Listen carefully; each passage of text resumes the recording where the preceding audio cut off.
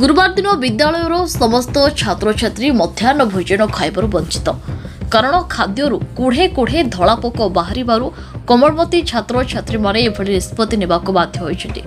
एभली भाबरे मध्याह्न भोजन को नहीं आगर भी बहुत थर एही पोक बाहरिबाकु नहीं अभियोग आसिछि किंतु कौनसी सुफल मिली नाही।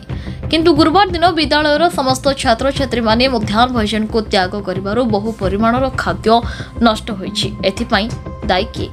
जनसाधारण चर्चा होउछि जे सरकार को एते सब सुविधा थाई मध्य आज छात्र छात्री माने पोको सलबलु मध्याह्न भोजन खाउछथि। खाली सेतिक नोहे आज्ञा विद्यालय रे शिक्षक शिक्षयित्री माने केही कहा सहित कथा हेउ नहंती एवं विद्यालय भितरे परस्पर सहित गाली गुलज होउछथि एवं मन इच्छा छुट्टी रे रहुछथि। ए सब समस्या को नै जदि अभिभावक माने अभियोग करूछथि सेमानक कथा को कर्णपात करू नहंती और अभिभावकों को धमक मध्य देउछथि आमे आपनको नाम एफआईआर देबु। एही सब समस्या को देखि साधारण घोर निंदा करा जायछि। एहार प्रभाव पिलामानक ऊपर कोन पड़िबो, पिलामानक भविष्य कोन हेबो।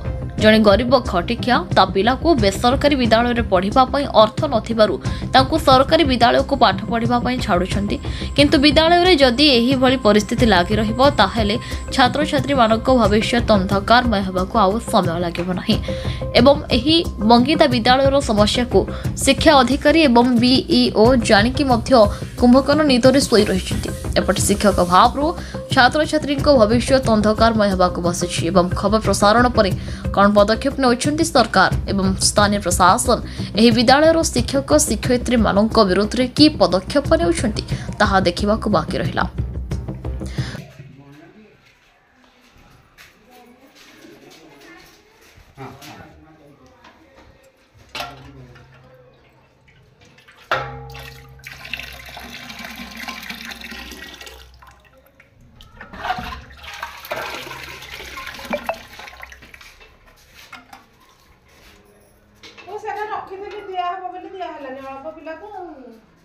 केते पिला खाई पोक बाहर बोली गार्डियन कंप्लेन करते कि पूर्व से वीडियो मो पाखे अच्छी खाद्य पोक बाहर जो चाउल फल धुआई पाछुड़ा होता पोक बाहर खाद्य कहीं बाहर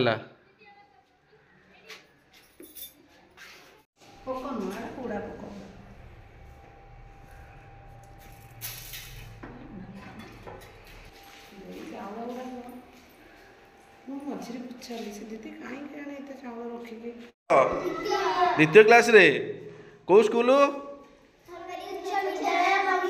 मंगिरा स्कूल पढ़ुच आज मध्याह्न भोजन खाई समस्ते कहीं खाइन पोक बाहर केबे ठारू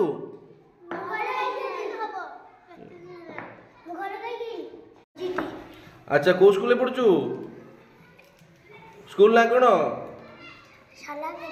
सरकारी स्कूल गाँ बंगीदा तू आज स्कूल भात खाइचु घरे खाई गलु कहीं पोक बुड़ी खाद्य रे